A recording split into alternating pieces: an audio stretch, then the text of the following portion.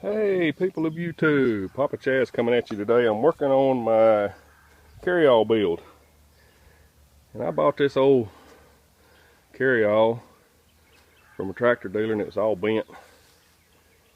And you can see I put a ratchet type come along and a chain across the top, hooked it back to itself, and heated it and stretched and beat and stretched and beat. And I have just about got it back straight.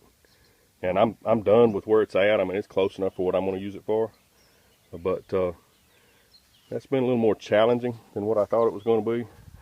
The pins are still not exactly straight, but what I need to do is take them out. I've got them hot enough and broke loose now. Take them out and then heat it back up and beat them down a little bit more flat. I'm going to wind up welding a piece of pipe over them anyway, like I did on the box blade. So, and my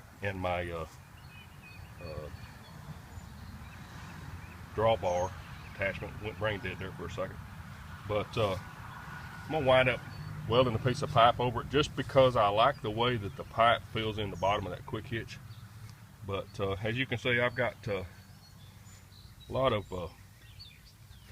1/8 scrap metal angle iron laying here that I'm fixing to build a frame out of, and I'm gonna run and get some 2x6s or 2x8s or something to make the actual box out of.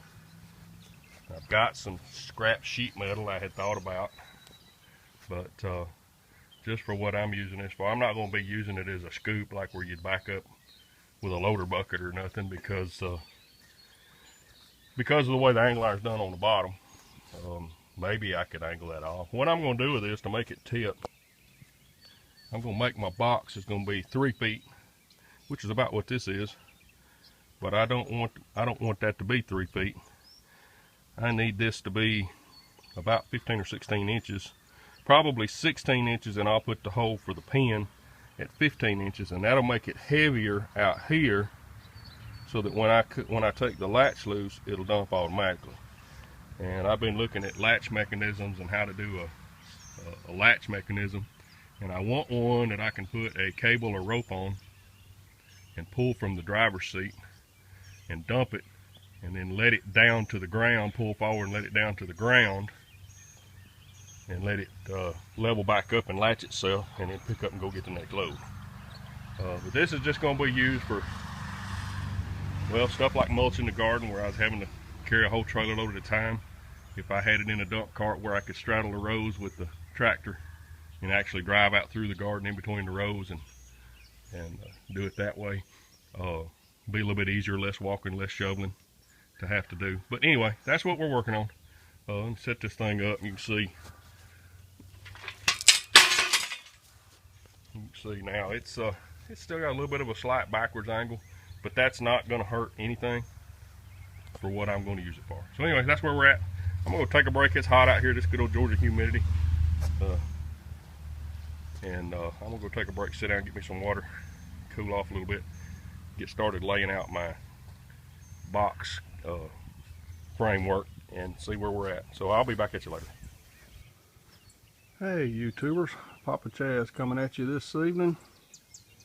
I'm working on this carryall, and yesterday morning was when I started this thing. Yesterday morning was when I did the first part of the video, and if you remember, I showed you that scrap carryall I bought from the tractor dealer, how bent up it was. I got it relatively straightened out. Had to weld another piece in on top of it to give me something to weld my latch to. But I've discovered another issue with it. I'm going to get around to my cage here in a minute, but this side right here is warped up. And that's going to cause me some issues. I don't know how I'm gonna straighten that out, but I'll have to figure out something, because it's got to be straight and square. You can see it ain't sitting on my cage, ain't sitting on there square.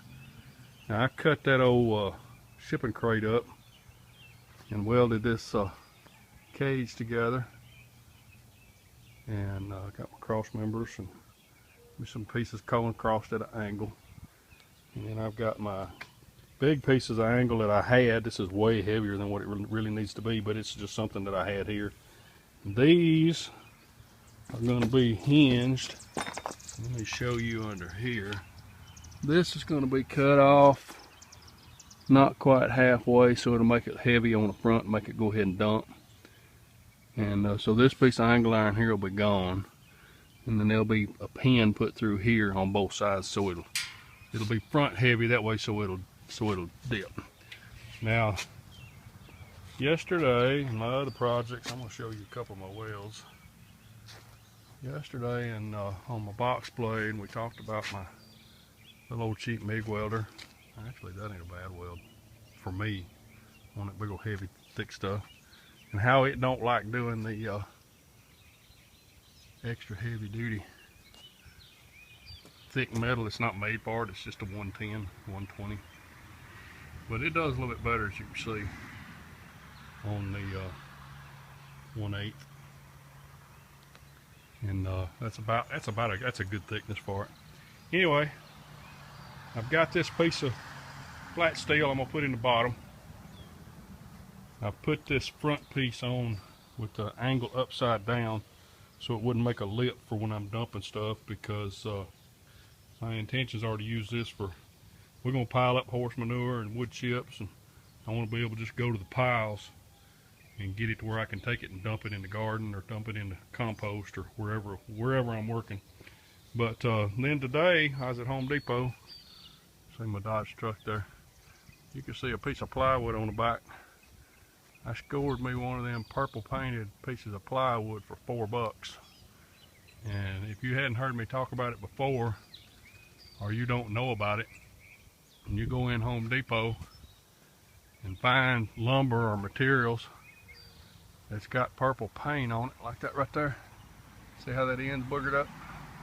Well, they'll mark it 70% off. So I bought an $18 piece of plywood for $4 or something. And that's what I'm intending on making my sides and the back out of, since it was cheap.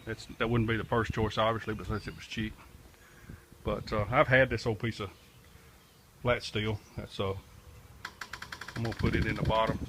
I want it so it'll dump, so I can scrape it out, so I can clean it out, wash it out. So I'll paint that plywood and it'll be okay.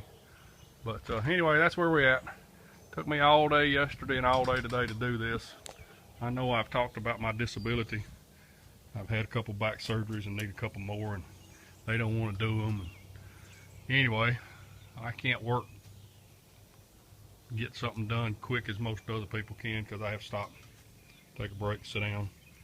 I'm disabled. I'm not bedridden, but it's hard for me to stay busy and stay doing something without stopping and taking real frequent breaks. There's another weld. Don't look too bad. Actually, I had to weld over a weld on that one because I run out of gas. Had to switch back to the flux core. Anyway, that's where we're at. Back up and let you get a good look at this thing. You see how wampajawed it's sitting. See how on that left hand side how high it is. Got to figure out how I'm going to straighten that bottom piece back out, and I need to do it before I cut it off. It'll be easier to get leverage on it. But that's where we're at. I'll be back on it tomorrow, or maybe Thursday. I don't know if I'll work on it tomorrow. We'll have the grandbaby. But that's where we're at right now, and this thing's coming along. It's going to be handy to have on that old Ford tractor, I know that. See you next time.